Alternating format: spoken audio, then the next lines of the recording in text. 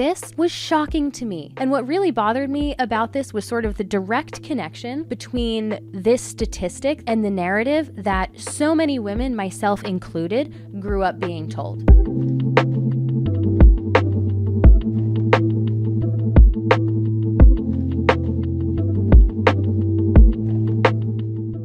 Welcome back to It's Not Normal, the podcast, season 2. I apologize if I'm a little rusty. It's been a few weeks, and we had a really productive few weeks off. I'm so glad that we took the time to kind of take a step back and think about what we want to do with this next batch of episodes. But I'm not going to lie, when Monday or Tuesday came around, I definitely missed sitting down and talking to all of you. So I'm very excited to be back. And honestly, this week's topic I don't think could come at a better time. This week, we are talking about birth control. As I've gotten better at managing some of the more mental health focused challenges in my life over the course of the last year or so, I've started to shift my focus to include prioritizing my physical health also. Not to mention, it's springtime, it's getting warmer outside, it's staying lighter longer, and I don't know about you, but that always makes me want to get outside and sort of move my body. I have a few physical health goals that I'm going to be trying to complete in the next couple of months that I'm also really excited to share with you. I've been wanting to challenge myself in a new way lately, and I feel like this is kind of the perfect way for me to do that with where I'm at right now. But in the meantime, I want to talk about birth control.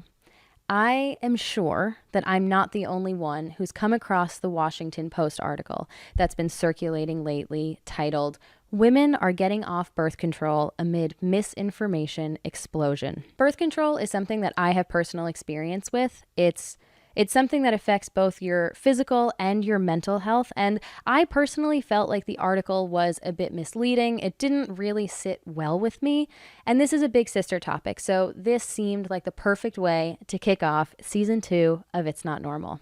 I want to jump right in with a quote from this article that I think will give you a feel for sort of the overall tone of the piece. It says, "Physicians say they're seeing an explosion of birth control misinformation online, targeting a vulnerable demographic, people in their teens and early 20s, who are more likely to believe what they see on their phones because of algorithms that feed them a stream of videos reinforcing messages often divorced from scientific evidence. While doctors say hormonal contraception, which includes birth control pills and IUDs, is safe and effective, they worry the profession's long-standing lack of transparency about some of the serious but rare side effects has left many patients seeking information from unqualified online communities." Now, this article was written by 2 women, which right off the bat is kind of disappointing considering the contents, the overall message, the tone of the article. But the first red flag that I want to address is labeling women's real lived experiences as misinformation, claiming that searching birth control on TikTok, and I quote, "will lead you to a cascade of misleading videos vilifying hormonal contraception, blaming weight gain on the pill, complaining of depression and anxiety." The language, I think, is already so derogatory. Misinformation, I think, is a real problem, especially on social media, unfortunately, but I personally don't believe that the spread of misinformation is the leading cause of women ultimately making the decision to stop taking hormonal birth control. Misinformation, I think, becomes a problem when people just blindly follow it. When people see something and instantly just take on those opinions or those facts as their own. They think that it's true, they think that it's right, and they never really think to question it or to actually conduct any of their own research to back up whatever it is that they were listening to or reading. That, I think, is when it becomes a problem. And because of the nature of birth control, I think when you're deciding whether or not you want to continue to take the pill or to go on the pill, I don't think that that's a decision that women typically make as a result of blindly following something that they might see online.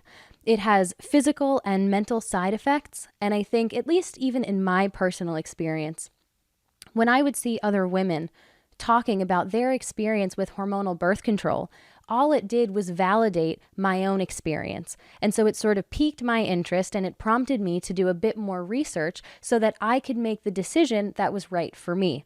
I didn't sort of take anything and everything that I was absorbing or learning about birth control, everyone else's perspectives, and sort of take those on as my own, and then ultimately blindly make a decision to do or not to do something that's going to impact my physical and emotional health. So now I just want to run through a couple of the different forms of birth control because after all, this is big sister content and this is stuff that I wish I knew about when I was younger, when I was first starting to take birth control or even think about taking it. I wanted to know what my options were. I didn't know that I had other options beside a pill. So we've got a number of different options when it comes to preventing pregnancy. Other than abstinence, the big A, and condoms, we've got a patch, a ring, a shot, a pill, IUDs, and a handful of other methods. Now, before I get too far into this topic, I just want to reiterate that I am not a professional. I don't claim to be one. All I'm relaying to you is my own personal experience, my perspective, and the information that I've found in the research that I've done. I feel pretty comfortable and confident with the things that I've come up with, which is why I'm sharing it with you. But just keep in mind, like I said earlier, take all of this with a grain of salt. This is all secondary to the insight and the education of actual healthcare professionals. So just keep that in mind. All right, now that that's out of the way, I want to talk about the effectiveness of these different forms of birth control. Everything that I just mentioned sort of ranges in effectiveness from about 93 to 96% if being used properly. And most of them contain either progestin or a combination of progestin and estrogen, which basically stops ovulation. So that means that there's no egg there to be fertilized. And most of them do come with sort of a mixed bag of side effects, everything ranging from nausea, irregular periods, your boobs might hurt, anxiety, depression, weight gain, lower sex drive, all the way up to the more rare and more serious side effects that some women have experienced, like increasing your risk of heart attack, stroke, blood clots. But one of the most underrated symptoms of hormonal birth control, in my opinion, is that brain fog that you experience. I've talked to other women in my life who have been on the pill and then proceeded to kind of take steps back and look into alternative methods of contraception. And they shared similar experiences where they described it as sort of a veil being lifted once they stopped taking the pill. It was one of those side effects that they didn't even know that they were experiencing until after they stopped taking hormonal birth control. And then suddenly they were clear-minded, they were able to focus more, things seemed more vibrant, and they felt more in tune with their bodies. As a lot of you know, anyone who's listened to season 1 of the podcast, for most of my life, I was completely naive to the fact that my parent was emotionally immature. I thought that my experience with my family, sort of the way that my family functioned, was a relatively universal experience. I thought most families functioned that way. And it wasn't until I started sharing my own experience online that I was finally able to realize that I wasn't alone in that. I was able to realize how abnormal and unhealthy it actually was. And so many of us have been able to offer up our own unique perspectives and sort of learn and grow from one another. And I think the same thing is sort of happening right now with birth control. It's no surprise that I'm sure a lot of us in our teens or even our early 20s made sort of an uninformed decision to ultimately start taking the hormonal birth control pill, because I thought that that's just what everyone did. I thought that that was kind of my only option, and I didn't know that there were any side effects. That was just kind of what it seemed like everyone was doing. That was what was talked about in health class. And so I didn't know that there were other options out there, and I didn't necessarily know what to expect. It just kind of seemed like a given. Like once you were ready to be sexually active, that was kind of the thing that you did. So I first started taking the pill about 5 years ago at this point, maybe a little longer. And I remember going to my mom and basically just saying like, I think it's kind of time. And she was like, okay, we'll get you on the pill. And that was it. There was really no discussion around it. And I do not by any means blame my mom for this. I don't think that she, like a lot of us, knew that there were a lot of other forms or options in terms of birth control.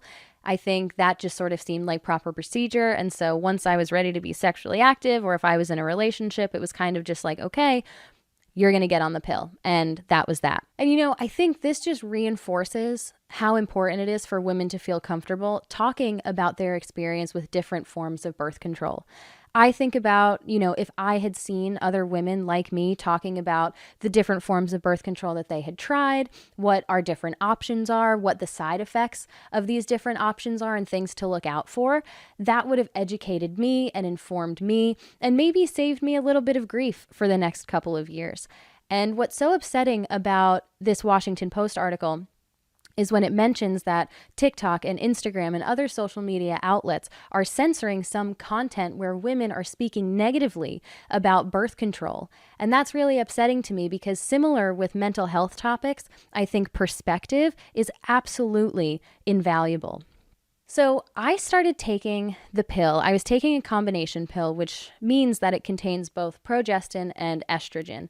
And the presence of the hormone estrogen in the combination pill is typically what increases your risk for developing blood clots. And there are different anecdotal stories in both this article and another article that I'm going to mention. But again, I didn't even know that there were different options for the pill. I thought it was sort of like the same pill for everyone, but they just had different brand names. And so I started taking the pill right around the time that I suddenly moved out of my parents' house. And looking back, that was such a traumatic experience. It was a very emotionally draining, intense, stressful time. And for a long time, I associated whatever negative emotions I might have been experiencing throughout the day or the week or the month for extended periods of time directly to what was going on in my own personal life with my family. I had a much harder time dealing with stress. I feel like my anxiety spiked. It went through the roof. I developed separation anxiety for the first time, and I felt completely unable to cope with it in any way, shape, or form. I was crying so much more than I ever had. I remember one day driving to work in my car and this song came on the radio and I just burst into tears. And I didn't know why. I wasn't feeling sad. The song wasn't particularly emotional, but I was inconsolable. I could not help myself. And I also remember feeling really paranoid at certain times and I just couldn't shake those feelings. It was really awful, but I think I attributed all of those negative emotions, again, to what was going on in my personal life at the time. It seemed logical, it seemed to make sense. And again, not knowing anything about the side effects of hormonal birth control, I never thought that there was a connection between the two. I still remember the night that I decided that I was going to stop taking the pill. My husband and I were working, we were in our shop, and we had a bit of a disagreement or a stressful conversation, and I just remember being hysterical. I was crying. And, in the past, even though I was naive to the emotional manipulation that I was enduring at the hands of my narcissistic parent, in really stressful, negative situations, I always felt really capable of managing my emotions. And not only my emotions, right, but the emotions of another person in my life. I felt like I was always the person to kind of offer up that positive reinforcement, that reassurance. Let's look at the bright side. And I didn't typically dwell on things. I didn't think that stress got to me very much. And I think this was partially because I was naive, but I definitely think that my ability to handle more negative emotions was impacted by birth control. So I remember just being totally inconsolable and crying and not being able to stop crying. And I felt stressed and I felt, I think, to an extent, that fog. And so I remember after that conversation, my husband and I were sitting in the car and I was still crying. And I just said to him, this isn't me. I don't feel like myself anymore and I don't know what to do.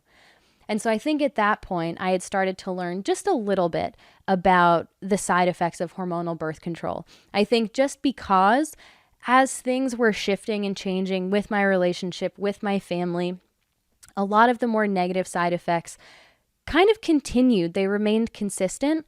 And so it wasn't adding up as much to me anymore.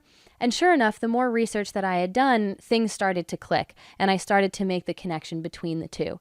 And so I figured if there's even a possibility that me taking the hormonal birth control pill is contributing to my inability to handle any kind of stress or frustration, if it's increasing my anxiety, then it's worth trying something new. Because, I always felt so in tune with my body pre-birth control. And I remember, even before really knowing about any of the side effects, I think the idea of taking a pill every single day at the same time from now until whenever, and the little bit that I had heard from other girls or friends of mine saying, oh, sometimes it makes me feel a bit more emotional, or, just minor sort of anecdotal stories, I was hesitant to start taking the pill in the first place because I had always felt like I had a really good sort of natural balance of hormones. I always felt really in tune with my body.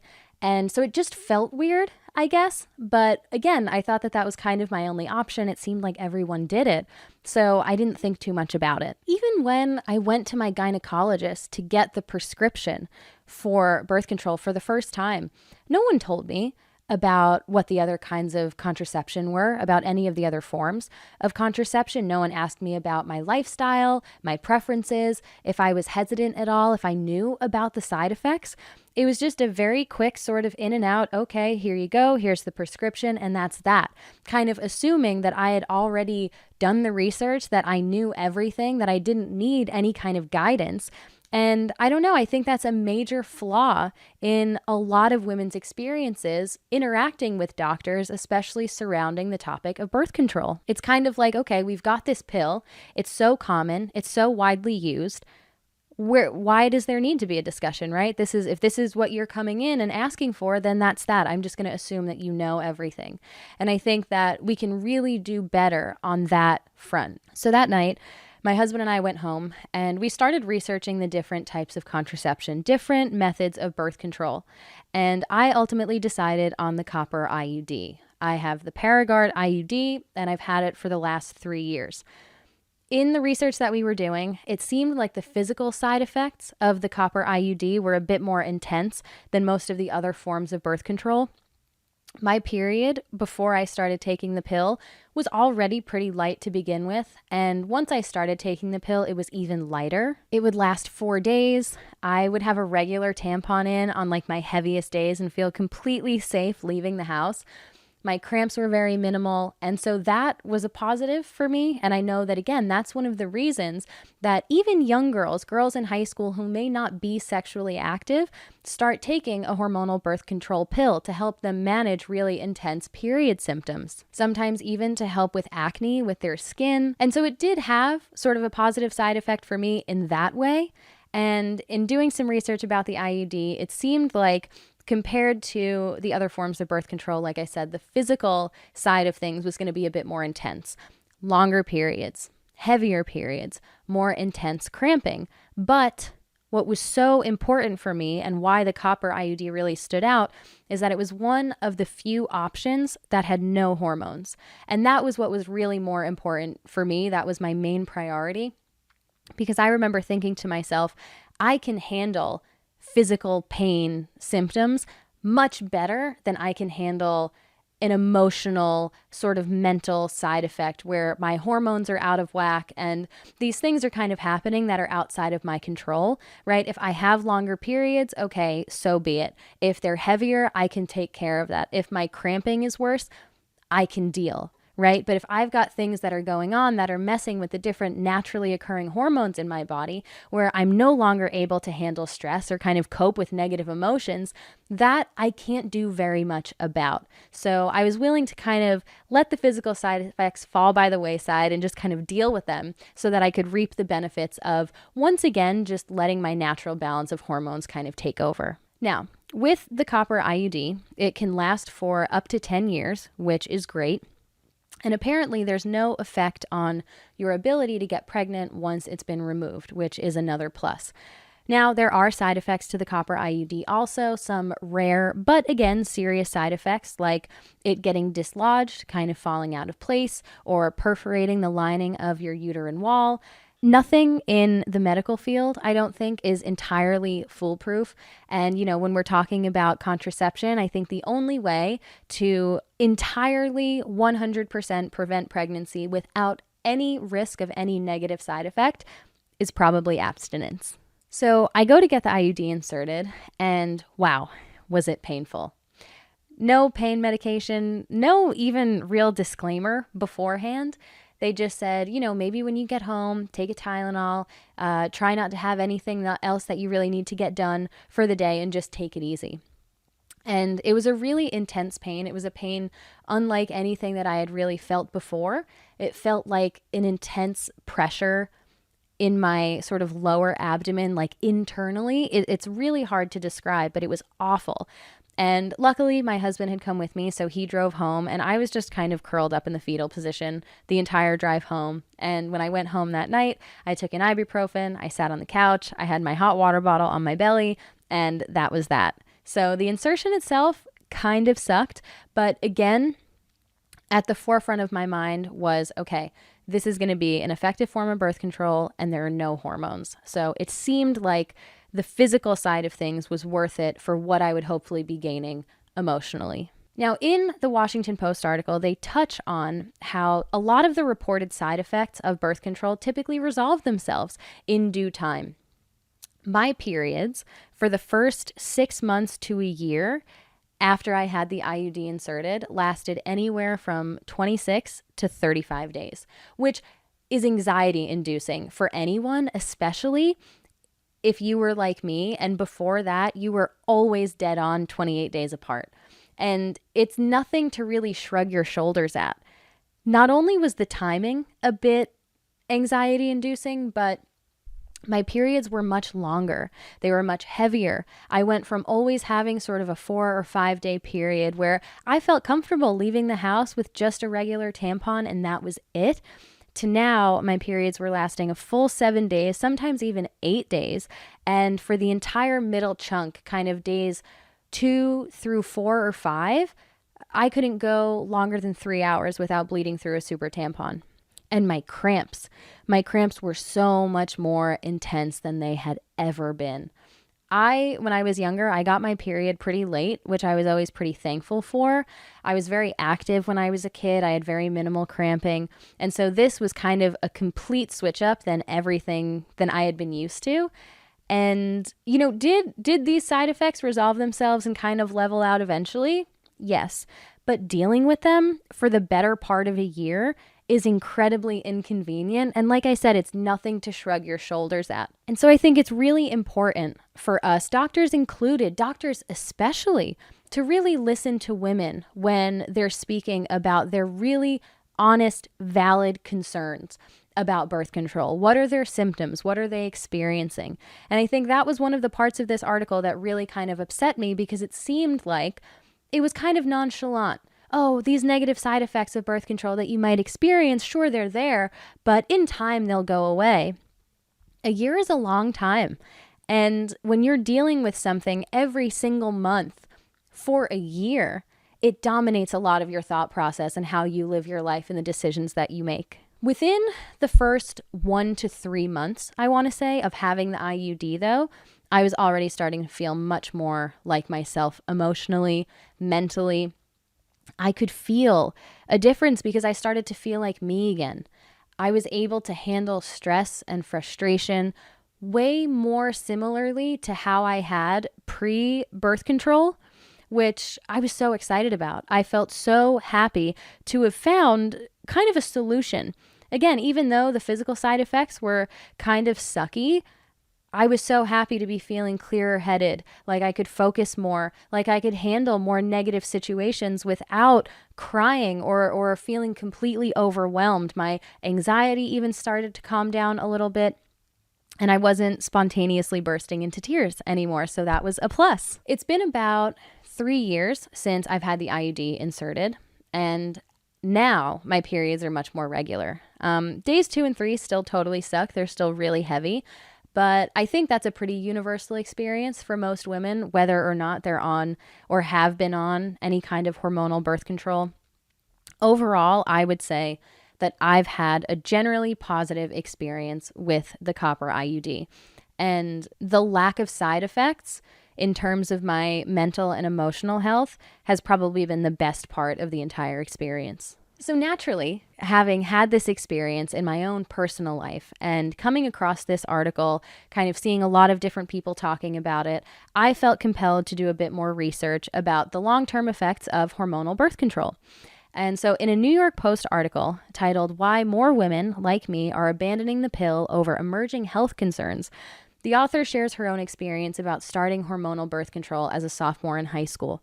And she goes on to interview Dr. Sarah Hill, who is an evolutionary psychologist who in 2019 published a book called "This Is Your Brain on Birth Control: The Surprising Science of Women, Hormones, and the Law of Unintended Consequences." The article goes on to discuss a decrease in oral contraceptive use between the early 2000s and the mid-20-teens, noting that women throughout that time were keen on, quote, limiting their body's exposure to outside hormones so that they can feel more natural and like themselves. What's wrong with that? I think this is really important because women themselves are saying that when they stopped taking hormonal birth control, they started to feel more like themselves again. I think these are very valid concerns that we need to be listening to. And what's upsetting to me about the Washington Post article is that they're labeling women's real lived experiences, negative experiences with hormonal birth control as misinformation that's being spread on social media, and that being the leading cause of women now making the decision to stop taking a hormonal birth control pill, when in reality, women just want to feel more in tune with themselves, more like their natural selves without exposing their bodies to outside hormones. I don't think there's anything wrong with that. As someone who has dealt with emotional abuse and the mental health challenges that go along with that, what really stood out to me in this article was when Dr. Hill talked about how the pill affects the way that women handle stressful situations. Normally, your body's response to a stressful situation is to release the hormone cortisol, and women on the pill, quote, have a dulled or completely absent cortisol response. As a result, they have a diminished capacity to process negative emotions. According to Dr. Hill, the stress hormone profiles of women who are on the birth control pill look more like those belonging to trauma victims than they do like those belonging to otherwise healthy young women. This was shocking to me.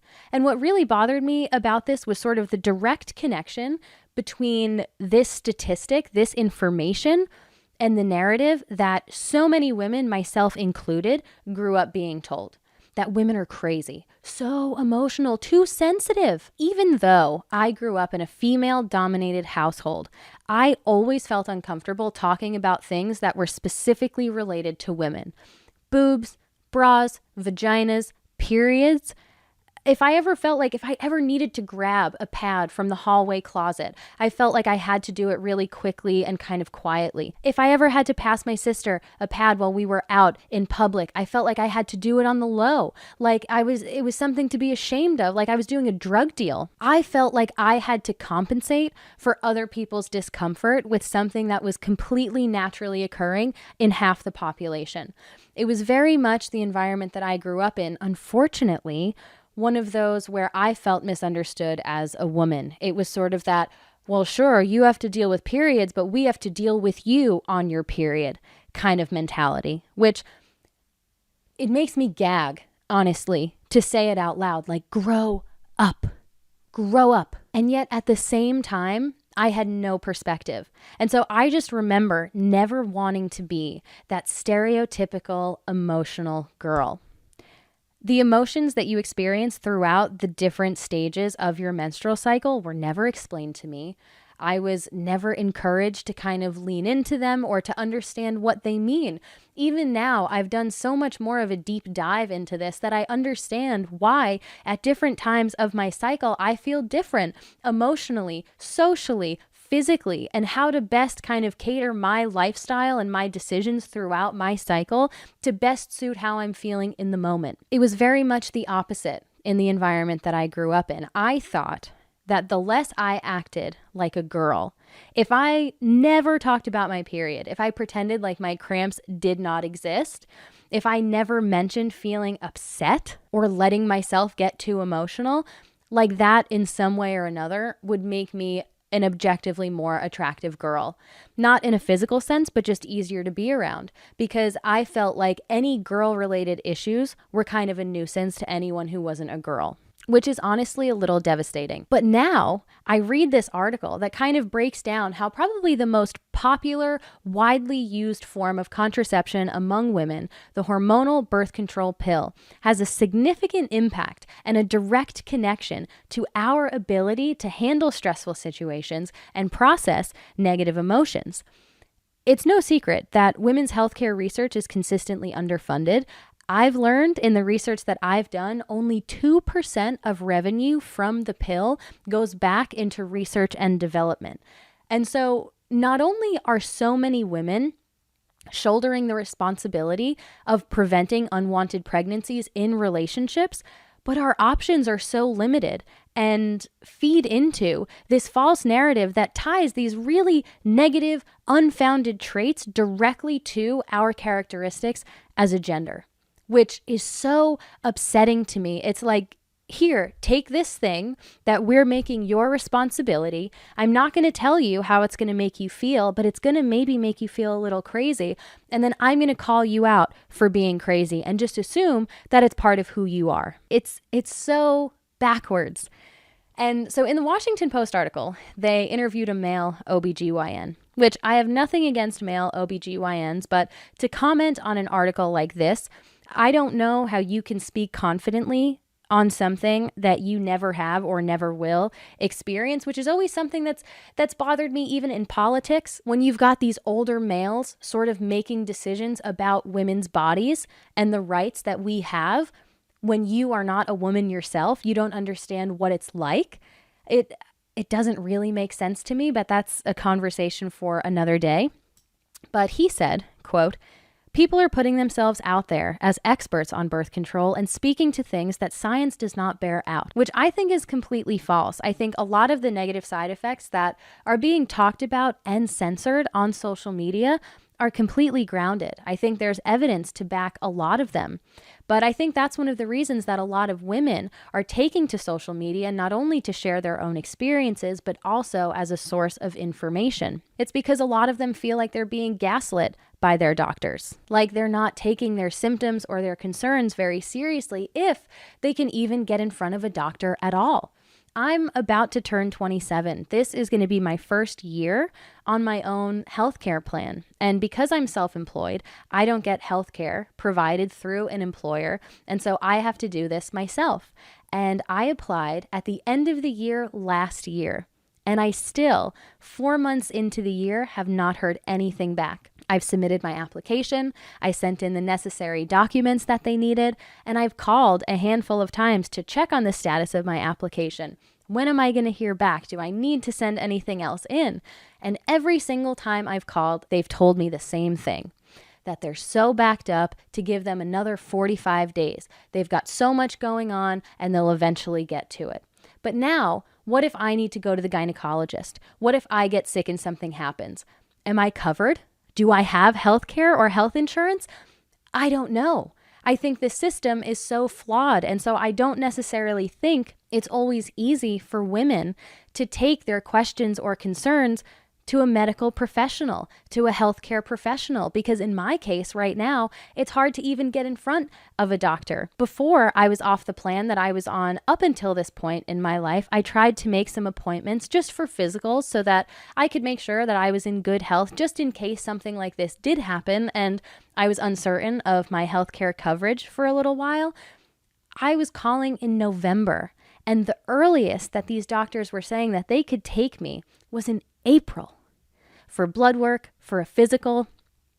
It's getting to the point where it's a little unrealistic. And so sometimes, if you're looking for some perspective, for a little bit of guidance or advice, social media becomes the place to do that, because at your fingertips for free, you have thousands of different perspectives and experiences that you can access. You have different communities of people who offer up their own perspective, and maybe you can take something positive from that. And all of these natural remedies that they're talking about as sort of alternatives to hormonal birth control, like cycle syncing and the symptothermal method, which I really don't know much about, but they're being dispelled by the Washington Post article as ineffective, and I don't think they're as ineffective as the article makes them seem. Granted, I think anytime you're going with a more natural approach to birth control, where you're entirely relying on yourself, maybe taking your own temperature, syncing your cycle, making sure you know exactly when it is that you're ovulating, when you're fertile, when you have a chance to be pregnant, I think it might be a lot harder to learn and perfect those methods so that they're entirely foolproof. But I think if that's something that you're willing to go through with, and that's kind of the best decision for your own lifestyle, if that's really what you want to do, I think that's fine. And I think that those methods can be effective if done properly. I, for one, especially in today's day and age, I don't think there's anything wrong with moving towards, or at least entertaining the idea of more natural alternatives. I am always in my own life kind of pushing towards that, whether it's, organic materials with my clothing or my bedding, or, buying food at the grocery store that have less artificial colors or flavors or preservatives. I think a lot of what's on the shelves and what's out there today isn't entirely transparent. I don't think it's always exactly what it says it is, which I think kind of sometimes feeds into people feeling like they have to sort of conduct their own research. There's sort of a lack of trust, I think, that's been developing on a lot of different fronts. Everything from healthcare to hair care to food to clothing to big box stores, and where all of these things are being produced and how they're being produced. So I personally don't think that there's anything wrong with seeking more natural alternatives so long as you do your own research. Now, this is where things start to get even more fucked up, I think. In the Washington Post article, it talks about how conservative politicians are weaponizing the push to move away from hormonal birth control towards more natural methods as a reason to limit or restrict access to birth control. Which, these two things are not the same. Women's health care is not a political issue. It's a human issue, and the fact that politicians are using these very real, very valid concerns to further their own agendas is so disheartening. The answer is not restricting access. The answer is more access to information. The answer is more research and development of more, better options so that women can continue to be proactive in preventing unwanted pregnancies without having to endure the side effects that so many of us currently are with the options that are available. If there's one thing that I've learned since sharing my experience on social media, it's been that all I am and all we all are experts in our own experience. No one has more agency to make a decision for you than you. And I think it's important, especially with all of these things circulating, to really remember to take everything that you consume on social media, even what I'm saying, with a grain of salt. Use these platforms and these ideas that you're exposing yourself to kind of broaden your horizons and see whatever it is that piques your interest, and take that and conduct your own research. Seek out medical professionals, healthcare providers, whatever the actual topic might be. If you're interested in something and you want to start implementing that in your life, fact check it. Don't just blindly take it to the bank and start applying that to your life. Do your own research so you can make an educated decision that's actually best for you and your life. The possibility of having our access to birth control restricted, especially in a post-Roe world. I'm recording this just coming off of learning about the Arizona Supreme Court decision to uphold a 160-year-old law that bans abortions in Arizona. It's terrifying. And while hormonal birth control might be unnatural, if you feel that that's the right decision for you in your life right now, that's completely fine. And I'm sure there are plenty of women out there who have had great experiences with the hormonal birth control pill and with different forms of hormonal birth control, and that's completely fine. I think what's really important is just to leave the stage open for any women who want to speak up about their experiences, both positive or negative, with any form of birth control that they've experimented with, so that they can offer up their own perspective and other women can learn from them. They can get ideas. They can know, okay, these are what my different options are. Now let me go and start to conduct my own research to see what will be best suited for my lifestyle. I am not here to draw conclusions, to try to tell you what to do, to advise you in one direction or another. My experience has been and always will be to share my own experience, offer up my perspective, and sort of relay the information that I've gathered throughout my research with you. Again, take all of this with a grain of salt. This is just my own experience, and because I feel this way and I've experienced these things, and maybe these things have worked for me, that doesn't necessarily mean that the case will be the same for you. I hope with this episode, even if you are on the pill and maybe you're just experiencing some heightened anxiety, maybe sex doesn't appeal to you as much as it once did, I hope that offering up this perspective will maybe allow you to start to take steps to understand more about why that is. I'm really glad that this conversation is happening. I think it's a really important conversation to have, and I'm excited to be a part of it. So thank you so much for listening, and I would absolutely love to hear your feedback on this episode. Let me know what you thought. If you enjoyed the video, be sure to like it, subscribe to my channel. If you're listening on Spotify, be sure to leave us a rating. I feel so ready to kind of diversify, and this season feels like the perfect opportunity to include a much broader range of topics, but it'll always be me. And so for that reason, mental health topics will always sort of make their way into the conversation, just like with this week's episode. But it feels like an evolution. And I just want to thank everybody who's been supporting me in this from the very beginning. And yeah, once again, I will be back next week with another episode of It's Not Normal, the podcast. Bye.